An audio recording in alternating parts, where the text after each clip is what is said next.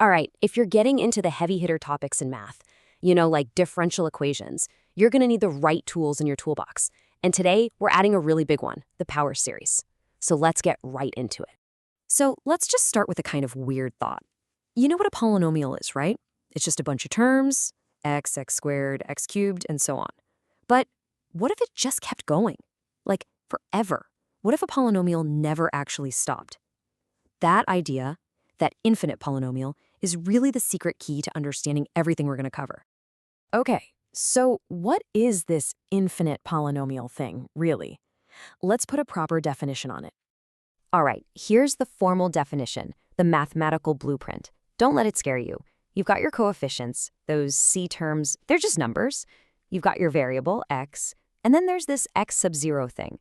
That's just the center of the series, the point that the whole thing is kind of built around. Yeah, I know, that formula can look a little intense at first glance. But honestly, the easiest way to wrap your head around it is to just go back to our first idea. It's just a polynomial with endless terms. It never hits a highest power. It just keeps on going. That's it. That's the big idea. Okay, but wait a second. An infinite sum, doesn't that just add up to infinity? Well, not always. And that's the really interesting part. So the big question is, when does this thing actually work? When does adding up an infinite number of terms actually give you a normal, finite answer? This is probably the most important safety check we have to do. I mean, if we're going to use a tool this powerful, we better know its limits, right? We need to figure out exactly which values of x we can plug in and get a real, sensible answer back. And thankfully, there's a name for that safe zone. It's called the radius of convergence, or just R for short. Think of it like the operating range for a machine. As long as your x value is inside that range, everything works beautifully. But the second you go outside that range, the whole thing just breaks down and gives you nonsense. So, how do we find that operating range? Well, our go-to tool for that is something called the ratio test. Basically, what this test does is it looks at the size of each term compared to the one right after it.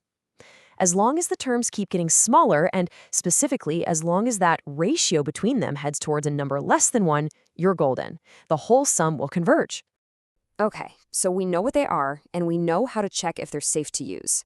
Now for the fun part. What can we actually do with these things? What happens when we throw a little calculus into the mix? This is one of the coolest things about power series. You can take their derivative, term by term, just like you would with a totally normal finite polynomial. You literally just use the power rule on every single term, one after the other. It's actually super simple.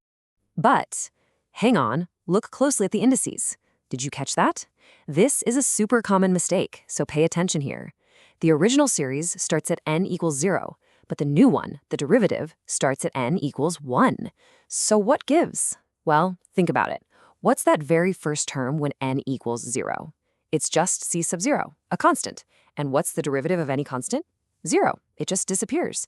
So the new series has to start one step up the ladder at n equals 1. Theory is one thing, but let's actually see this in action. We're going to run through a couple of examples so you can see how all of these ideas fit together. First up, a classic, the geometric series. So, step 1, we just plug it into our ratio test formula. For step 2, we simplify. All those powers of x cancel out real nice, leaving us with just the absolute value of x. For the series to work, we know that result has to be less than 1, which is step 3. And boom, right there, that's our answer in step 4. The radius of convergence, r, is just 1. Okay, let's try one with factorials. It's the exact same process. We set up our ratio. Now, to simplify this, you just have to remember that n plus 1 factorial is the same as n plus 1 times n factorial. That little trick lets us cancel the n factorials on the top and bottom, which gives us the much simpler expression you see here. And now, think about the limit. As n gets huge, that denominator blows up to infinity, which means the whole fraction goes to 0. Well, 0 is always less than 1, right? So it doesn't matter what x is. This series converges everywhere. Its radius is infinite. All right, now for a really crucial skill, especially once you get to the big leagues of solving differential equations. It's called index shifting. See, a lot of the time you'll need to add two different series together, and this little bit of algebraic footwork is what lets you actually do that. So here's the game plan. Look at this series on the left. We want to make it start at 0 instead of 1.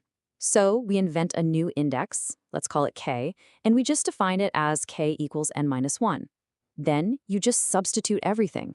Everywhere you see an n, you replace it with k plus 1. And everywhere you see an n minus 1, you replace it with k.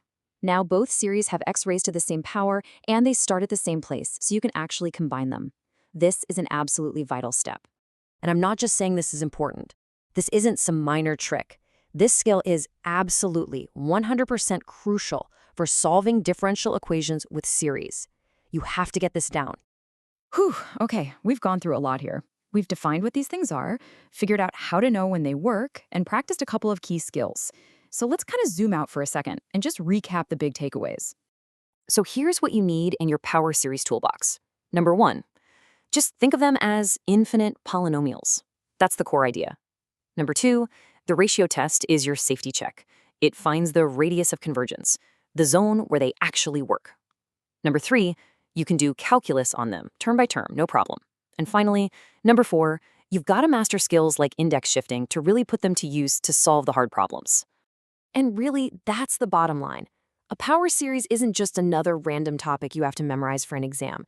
It's a genuine, powerful tool. It lets you represent really complicated functions, and it lets you solve equations that you just couldn't solve any other way. So now that you know how to use it, the only question left is, what are you going to solve?